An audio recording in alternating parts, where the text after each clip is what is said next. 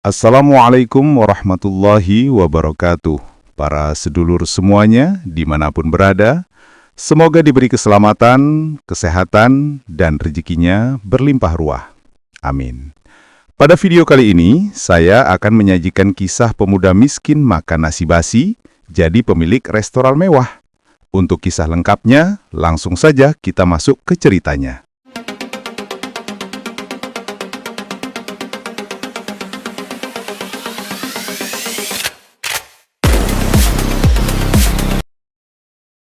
Namaku Arman. Aku lahir di sebuah kampung kecil di pinggiran kota. Sejak kecil aku sudah akrab dengan kata miskin. Rumahku hanya berdinding papan yang mulai keropos beratap seng yang bocor bila hujan deras datang. Namun meski serba kekurangan, aku selalu berusaha tersenyum di depan orang lain. Setiap pagi aku duduk di meja kayu tua peninggalan ayah. Di atasnya ibu menaruh sepiring nasi semalam yang sudah mulai mengeras. Kadang nasi itu sudah berbau aneh. Kami menyebutnya nasi basi, tapi bagi kami, itulah makanan terbaik yang bisa kami santap hari itu. Ibu hanya menambahkan sedikit garam atau sambal sisa semalam, lalu aku makan dengan lahap seakan itu hidangan mewah. "Man, makanlah yang banyak, biar kuat kerja," kata ibu dengan suara lembut, meski aku tahu, ia sendiri lebih sering menahan lapar demi aku. Aku tidak pernah mengeluh. Bagiku, melihat senyum ibu sudah cukup untuk membuat perutku terasa kenyang. Aku sering berkata dalam hati, suatu hari nanti, aku akan membalas semua ini. Aku akan membuat ibu duduk di meja restoran mewah, makan makanan terbaik, dan tidak perlu lagi menyentuh nasi basi. Namun di luar rumah, dunia tidak seindah itu. Teman-teman sebayaku sering mengejek. Mereka tahu aku sering membawa bekal nasi dingin yang sudah berubah warna. Ada yang menutup hidung, ada pula yang tertawa sambil berkata, "Itu makanan ayam kok, dimakan manusia." Aku hanya menunduk, berusaha menahan air mata. Rasanya perih, tapi aku tetap memakannya. Karena kalau tidak, aku akan lapar seharian. Meski dihina, aku masih menyimpan satu hal yang membuatku kuat. Mimpi. Aku percaya kehidupan ini bisa berubah. Dan aku berjanji, suatu saat aku akan membuat orang-orang itu melihatku berbeda. Hari itu, aku tidak tahu bahwa jalan panjang penuh ujian sudah menunggu di depan. Dan benar saja, ujian itu datang lebih cepat dari yang kubayangkan. Pagi itu, aku membawa bekal nasi basi yang kubungkus dengan kertas koran.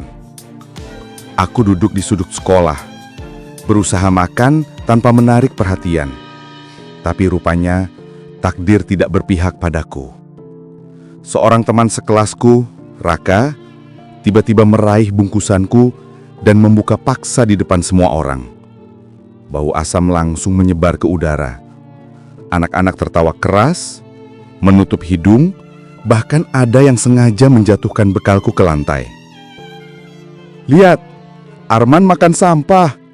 Nasi basi aja dimakan," teriak Raka. Disambut tawa meledak-ledak. Aku membeku. Jantungku berdegup kencang, mataku panas, tapi suaraku tercekat. Semua tatapan mengarah padaku. Bukan tatapan kasihan, melainkan tatapan merendahkan. Saat itu, aku merasa kecil sekali. Aku ingin berlari, ingin bersembunyi, tapi kakiku kaku. Aku hanya bisa menunduk, membiarkan mereka terus menertawakanku. Sepulang sekolah, aku berjalan lesu, melewati gang sempit menuju rumah. Sepanjang jalan, suara tawa itu masih terngiang di telingaku. Sesampainya di rumah, ibu menyambutku dengan senyum hangat. "Man, hari ini bagaimana sekolahnya?" tanyanya penuh harap. Aku menatap wajahnya yang lelah namun tetap bersinar. Aku ingin jujur, ingin menceritakan semua hinaan yang kuterima. Tapi aku tidak tega. Aku hanya menggeleng dan tersenyum palsu. Malamnya, saat semua tertidur, aku menangis diam-diam. Air mata jatuh di bantal kipis yang sudah penuh tambalan. Saat itu, aku berbisik dalam hati, "Aku tidak bisa terus begini. Aku harus berubah.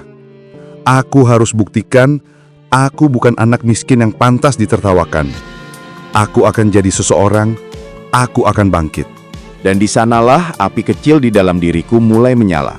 Meski aku belum tahu betapa berat jalan yang harus kulalui setelah itu. Api itu tumbuh setiap kali aku mengingat tawa mereka. Setiap kali aku mencium bau nasi basi yang harus kutelan dengan paksa. Aku mulai sering termenung di sudut kamar, memikirkan masa depan. Aku tahu, aku tidak bisa selamanya hidup begini. Aku ingin mengubah nasib. Aku ingin membuktikan. Bukan dengan kata-kata, tapi dengan kesuksesan nyata. Namun, bagaimana caranya? Aku hanyalah pemuda miskin yang bahkan untuk makan saja sering kekurangan. Suatu sore, aku membantu ibu di dapur. Hanya ada sedikit beras tersisa, dan ibu mencoba mengolahnya menjadi bubur agar bisa cukup untuk kami berdua. Saat itu aku memperhatikan cara ibu meracik bumbu sederhana dengan penuh cinta. Bau harum rempah menguar meski hanya dari bahan seadanya. Aku tertegun. Makanan. Itulah jawabannya. Selama ini aku dihina karena makanan basi. Tapi justru dari makanan aku akan bangkit. Hari itu aku membuat sebuah janji pada diriku sendiri. Suatu hari aku akan punya restoran. Restoran yang tidak hanya sekedar tempat makan, tapi tempat orang-orang merasakan kehangatan dan cinta. Sama seperti aku merasakannya dari masakan ibu. Namun langkah pertama tentu tidak mudah. Untuk mewujudkan mimpi itu, aku butuh uang, pengalaman, dan keberanian. Aku mulai mencari pekerjaan kecil-kecilan. Kadang jadi kuli angkut di pasar, kadang membantu di warung makan orang lain dengan upah seadanya. Setiap koin yang kudapat, kusimpan dengan hati-hati dalam celengan kaleng berkarat di bawah ranjangku. Aku tidak peduli betapa sering aku harus menahan lapar. Aku tidak peduli betapa keras orang lain menertawakan mimpiku. Aku hanya tahu satu hal. Aku harus berubah. Meski jalan itu terasa mustahil. Dan aku tidak menyadari bahwa langkah kecil itu justru akan membawaku pada badai ujian yang lebih besar. Bertahun-tahun aku mengumpulkan receh demi receh ke dalam celengan kaleng berkarat. Setiap kali kaleng itu berbunyi, aku merasa sedikit lebih dekat dengan mimpiku. Aku membayangkan suatu hari nanti, uang itu akan cukup untuk membuka warung kecil, sekadar tempat menjual masakan sederhana yang bisa membuat orang lain tersenyum. Namun, hidup ternyata punya cara lain mengujiku. Suatu pagi, saat aku pulang dari pasar, aku mendapati rumah kami berantakan. Pintu yang biasanya rapuh, kini terbuka lebar. Aku berlari ke kamar, membuka kolong ranjang, dan menemukan celengan kalengku hilang. Aku tertegun. Tangan dan kakiku gemetar. Tabungan yang kukumpulkan bertahun-tahun, hasil dari keringat, lapar, dan air mata, lenyap begitu saja. "Ibu, celengan Arman hilang." Suaraku bergetar saat menatap wajah ibu. Beliau terdiam lama, lalu menepuk pundakku dengan mata yang ikut berkaca-kaca. "Man, jangan sedih. Mungkin ini cara Tuhan menguji kita. Kalau memang rezeki, pasti akan kembali dengan cara lain," katanya lirih. Aku hanya bisa menunduk. Di dalam dadaku rasanya seperti ada sesuatu yang retak. Semua mimpiku seolah ikut pecah bersama kaleng itu. Malamnya, aku kembali menangis dalam diam. Aku merasa lelah. Semua kerja keras akan sia-sia. Aku bertanya dalam hati, apakah aku memang ditakdirkan hanya untuk jadi bahan tertawaan? Namun saat aku melihat wajah ibu yang tetap tersenyum, meski jelas ia juga sedih, ada sesuatu yang kembali menguatkan diriku. Aku tidak boleh menyerah. Aku harus bangkit lagi, meski dari nol. Dengan tekad yang tersisa, aku berjanji pada diriku sendiri. Meskipun semua usahaku hancur, aku akan tetap berjalan. Karena menyerah berarti membiarkan hinaan mereka menjadi kenyataan. Dan janji itu perlahan menyeretku pada pilihan-pilihan sulit yang kelak akan mengubah hidupku selamanya. Aku mulai mencoba segala cara untuk bangkit. Aku bekerja di warung kecil milik tetangga, mencuci piring hingga larut malam dengan upah yang bahkan tak cukup untuk membeli beras. Aku sempat mencoba berdagang gorengan di pinggir jalan, berharap daganganku laris. Tapi hujan deras membuat semuanya basah dan tak laku. Setiap usaha yang kulakukan selalu berakhir gagal. Entah karena modal habis, entah karena persaingan terlalu berat. Dan di setiap kegagalan itu, aku selalu mendengar bisikan yang sama. Tawa mereka, hinaan mereka, ejekan bahwa aku hanyalah anak miskin pemakan nasi basi yang tak akan pernah berhasil.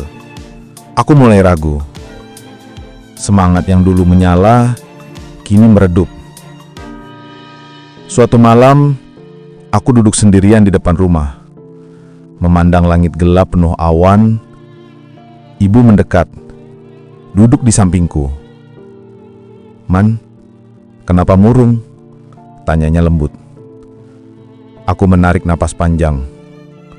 "Bu, aku sudah mencoba banyak hal, tapi selalu gagal. Apa aku harus menyerah saja?" Ibu menatapku lama, lalu menggenggam tanganku. "Nak, menyerah itu pilihan paling mudah. Tapi kalau kamu menyerah sekarang, semua sakit dan lapar yang pernah kamu tahan akan sia-sia. Jangan biarkan hinaan orang lain menentukan siapa kamu.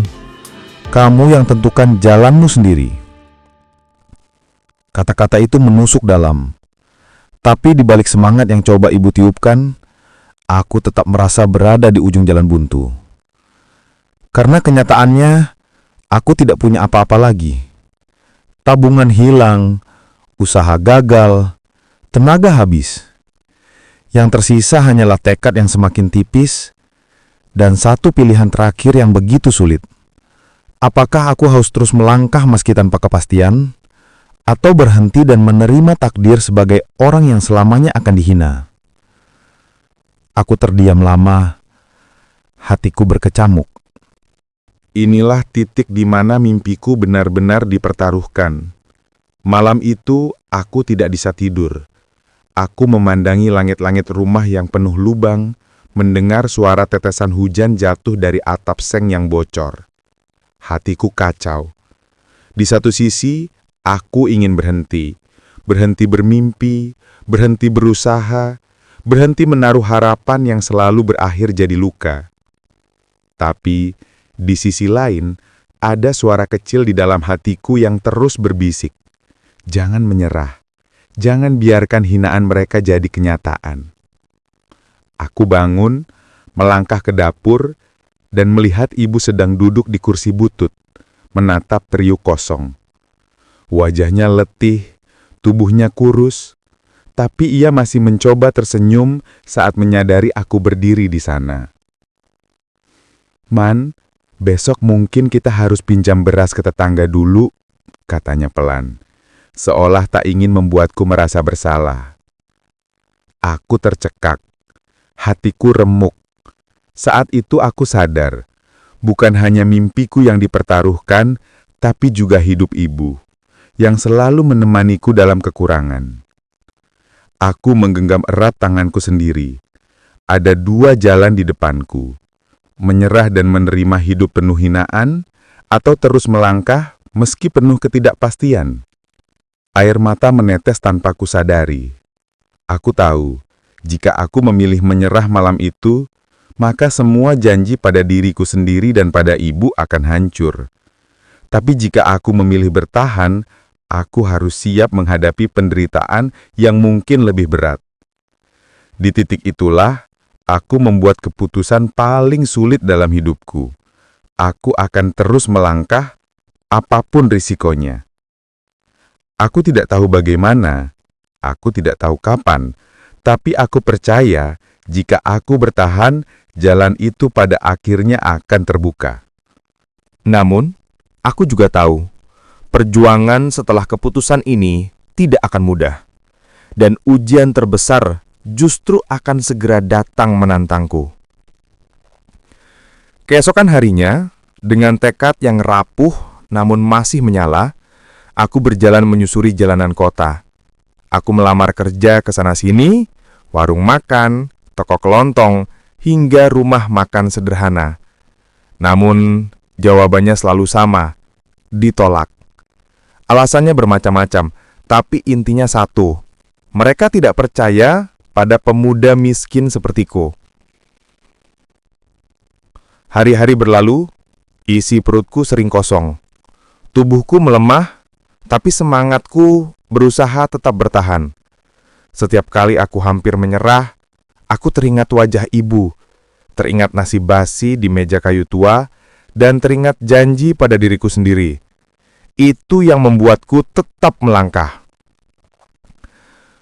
Suatu sore, langkahku terhenti di depan sebuah warung makan kecil. Aroma masakan menggugah hidungku, membuat perutku yang kosong sejak pagi berteriak minta diisi. Aku memberanikan diri masuk, bukan untuk makan, tapi untuk menawarkan diri bekerja. "Pak, izinkan saya membantu di sini. Apa saja, cuci piring pun tidak apa-apa, asal saya diberi kesempatan," kataku sambil menunduk. Pemilik warung, seorang pria paruh baya bernama Pak Rahmat, menatapku lama. Lalu ia berkata, "Baiklah, mulai hari ini kamu bantu di sini. Upahnya kecil, tapi kalau rajin, rezeki bisa bertambah." Hatiku langsung bergetar. Itulah secercah cahaya di tengah gelapnya malam panjang yang kulalui. Hari demi hari, aku bekerja di warung itu. Dari mencuci piring, mengupas bawang, hingga akhirnya belajar meracik masakan sederhana. Pak Rahmat tidak hanya mengajariku memasak, tapi juga mengajarkan kesabaran dan arti melayani orang dengan tulus. Dan di saat itulah, untuk pertama kalinya, aku merasa bahwa mimpiku tidak lagi sekadar angan-angan. Ia mulai tumbuh menjadi kenyataan. Tahun demi tahun berlalu. Dari warung kecil Pak Rahmat, aku belajar arti kerja keras, kesabaran, dan bagaimana sebuah masakan bisa menghadirkan kebahagiaan bagi orang lain. Dari mencuci piring, aku naik menjadi juru masak, lalu perlahan dipercaya mengelola warung. Hingga suatu hari, dengan sedikit tabungan yang kukumpulkan dan restu dari Pak Rahmat serta doa ibu, aku memberanikan diri membuka warung makan kecil di pinggir jalan. Awalnya sepi, hanya ada 1-2 pembeli yang mampir. Tapi aku tidak menyerah. Setiap hari, aku meracik masakan dengan hati, sama seperti ibu dulu meracik nasi basi agar terasa layak dimakan. Aku percaya cinta dalam masakan akan sampai ke hati siapapun yang mencicipinya. Perlahan, keajaiban itu terjadi. Warungku mulai ramai. Orang-orang datang, mencicipi masakanku, dan kembali lagi. Dari warung kecil, berkembang menjadi rumah makan. Dari rumah makan, menjadi restoran. Hingga akhirnya, aku berdiri di depan sebuah bangunan megah dengan lampu terang benderang. Restoran milikku sendiri. Hari peresmian restoran itu, ibu duduk di kursi paling depan, mengenakan pakaian terbaik yang kubelikan. Matanya berkaca-kaca, bibirnya bergetar saat berkata, "Man, dulu kita makan nasi basi bersama. Sekarang, orang-orang rela antre untuk makan di restoranmu. Ibu bangga sekali padamu." Air mataku jatuh tanpa bisa kutahan. Aku teringat semua hinaan, semua tawa yang merendahkanku, dan kini mereka yang dulu menertawakan justru ikut mengantri di depan restoranku. Aku tersenyum, lalu berkata dalam hati, ternyata benar, hinaan bisa jadi bahan bakar untuk mimpi. Asal kita tidak menyerah, asal kita terus melangkah, pada akhirnya jalan itu akan terbuka. Dan dari perjalanan panjang itu, aku belajar satu hal yang tak pernah akan kulupakan. Kemiskinan bisa membuat kita rendah, tapi jangan pernah biarkan ia mematahkan tekad untuk bangkit.